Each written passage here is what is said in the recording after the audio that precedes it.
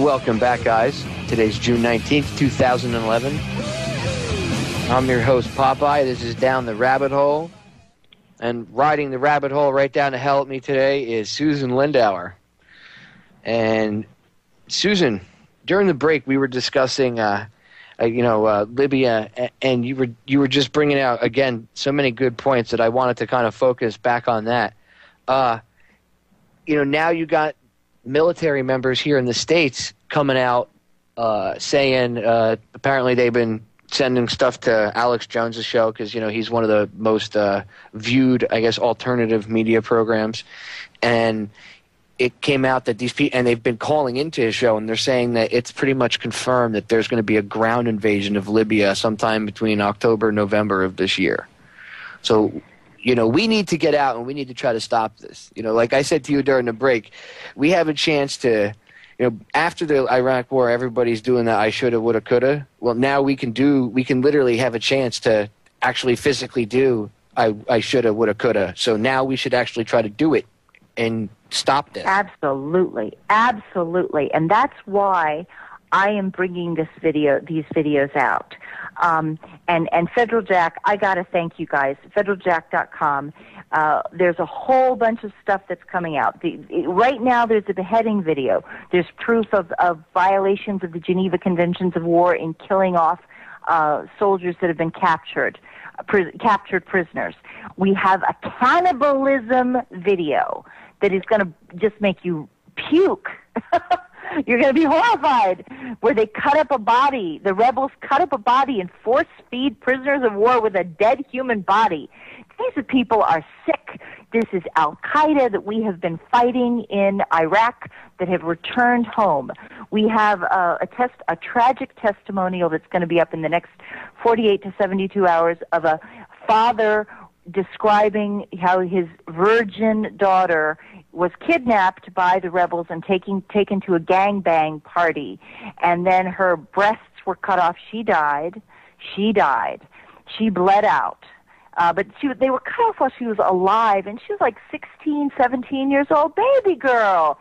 And the Viagra, the Viagra story is actually the United States has been the major purchaser of Viagra and importing it, giving it to older rebels to get them fired up and these old men fired up to fight against Gaddafi's forces. And it's kind of a reward, a little blue pill is your reward for a day's work. And it's not Gaddafi who's doing it. Listen, if it was Gaddafi, I would be telling you to go to war with Libya, because I would be saying, my God, these are atrocious, these are real atrocities. And these real atrocities we've got to stop them from doing this. The problem is that it's NATO rebels. These are soldiers wearing, this is NATO financed soldiers now. NATO is providing the uniforms, the jeeps, the equipment, and NATO rebels are going around the community, and they have, they've been using rape as a weapon to, one, intimidate pro-Gaddafi families. So they're trying to get everybody who's pro-Gaddafi to be so frightened that they will not speak out at their opposition to the rebel forces. And that's just, that's not a natural way of winning people over, by raping them and cutting off their breasts, the breasts of their 16-year-old daughters. I mean, that's just sick. I mean, but the rebels themselves are making a lot of these videos. In the one about the prisoners of war whose throats are cut in the back of the Jeep, they are the Libyan rebels are saying, hey. Unfortunately, there's not a translation on that one. But the Libyan rebels are saying, hey, let's blame Gaddafi. Let's get the videotape and we'll tell everybody Gaddafi did it. And it's them, they're the ones who did it. It's quite obvious they're the ones who did it. There's a horror, but on the positive side, on the side of redemption, or the side of justice, some of these girls who are going through these hideous rapes are surviving, and they are now being interviewed by attorneys and human rights groups inside Libya who are fact-finding, and we are preparing documentation which is going to be on Federal Jack. I've got more video. See, it's coming out every day. I'm getting stuff for Federal Jack, and I'm just like sending new videos to him every day. So I've got some more for you. It described it. One of these videos is like a 2.5 hour description of what happened, and it's 2.5 hours. Unfortunately, I apologize because it's in Libyan and it's translated into English, and it's just gonna break your heart. But these are the real stories of what's happening. And honestly, if the Libyan rebels were, if Gaddafi's government was the one responsible, you could have a justification for NATO. But it's NATO that's doing it. It's the NATO rebels who are doing it. And we have to stop financing this. Well, I mean, the guys that we're financing, Susan, are the people. They're the little brothers of the guys that we were fighting in Iraq. And it's very interesting because you said in the first hour you were talking about how you'll have all these fighters that were they were fighting in Chechnya and stuff like that. Well, if you go and you read the accounts and the books written by Marines that fought in Operation Phantom Fury, otherwise known as the Battle of Fallujah in 2004, you will see that most of the fighters, and I'm talking like 90% at the very least, 90% if not more of the fighters that they fought in Fallujah were not Iraqis. They were Chechnyan.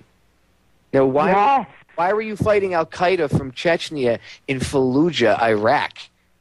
Yes, and those foreign fighters from Chechnya were from eastern Libya. Darna had the highest percentage of foreign fighters inside Iraq of any country, any Arab country that had sent foreign fighters. The highest percentage came from Darna. Yeah, it's like the terrorist capital of the world or something per capita. It's got like the highest population of terrorists, and here. Now, when you see these videos, you're going to see what that actually means. It's gruesome. It's horrible, and these are the real stories of what's happening. And the question is, why are we supporting these people? I'd like to take you guys back to 1995 when I first established contact with the Libyan embassy in New York. At that point, Libya was isolated. Libya was deeply paranoid. But nobody was talking about invading Libya. At that point, Libya had been providing sanctuary to terrorists. And the purpose of our mission, our task, if you will, was to persuade Gaddafi to force the terrorists out of the country. And we had an operation that involved Hosni Mubarak, and some of this stuff is still classified, but very classified. But it involved, I will tell you that it involved separating the violent elements out of the Muslim Brotherhood and culling those people away, culling the violent elements away from the Muslim Brotherhood. So ironically, because of what we did in the 1990s, the Muslim Brotherhood is now today reliably nonviolent. But we were pulling the violent elements out of that group. Okay, and Mubarak ended up in a brilliant strategy. We knew that we had discovered that the United Nations sanctions had failed. They were not achieving the results. Gaddafi was not going to be moved at all. He was not daunted. They saw it as martyrdom for the country of Libya, and he was standing up to the West, refusing to hand over the two men for trial. Ironically, Libya had nothing to do with Lockerbie. That Lockerbie was the precursor of 9/11. Lockerbie was a CIA operation because the CIA, rogue elements of the CIA, had been involved in heroin trafficking out of the Bekaa Valley in Lebanon. They had originally infiltrated the heroin trafficking because they were trying to to identify where the hostages were being held in Beirut. And you see that this whole thing comes together. and past is prologue, and you have to understand how all these pieces fit together.